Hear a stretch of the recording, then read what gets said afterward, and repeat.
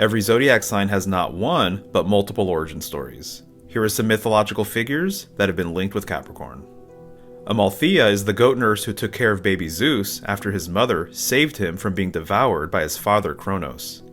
Zeus honored Amalthea much later in life and turned them into the Capricorn constellation. Interestingly, Amalthea's broken horn was turned into the cornucopia, which means horn of plenty.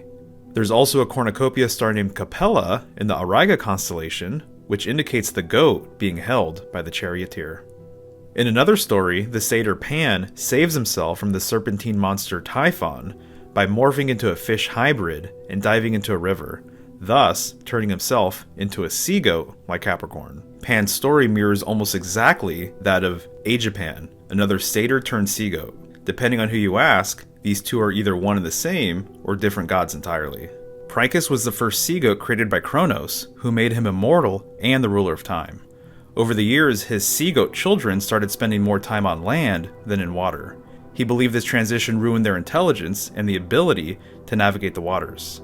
Prychus tried to use his powers of time to rewind it in an attempt to revert his kids back to their original roots. He failed and asked Kronos to kill him. Since he was immortal, Kronos couldn't, but instead decided to turn him into the Capricorn constellation so he could watch his children from the heavens. The Babylonians saw the sea goat as being the sacred animal of Enki, the infernal lord of earth and fresh water. Here you can see him with a sea goat at his feet. Enki had an interest in teaching humanity and even created 7 sages to assist in this effort. Sometimes the sages are depicted as half fish or as wearing fish cloaks.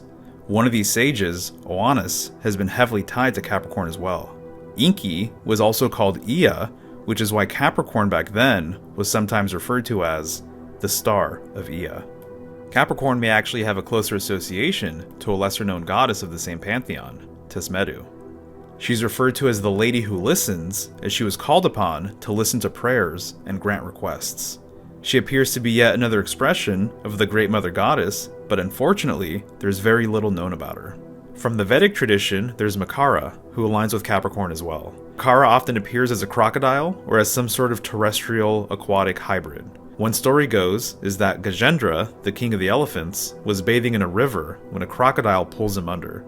He struggled to save himself and pleaded to Vishnu for assistance, who appeared and beheaded the crocodile.